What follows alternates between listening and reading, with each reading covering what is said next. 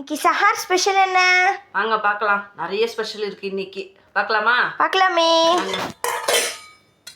சிக்கனும் உருளைக்கிழங்கு போட்டு தொக்கு, அதுக்கு சப்பாத்தி, சரியா? இங்கே வந்து சாப்பாடு, அதுக்கு கோலா உருண்டை குழம்பு, குருமா, அப்புறம் முட்டை ஃப்ரை. அவ்வளோதான் ஃப்ரெண்ட்ஸ். இன்னைக்கு வேற லெவல் ஸ்பெஷலான இதுதான் கோலா உருண்டை. பார்த்தீங்களா?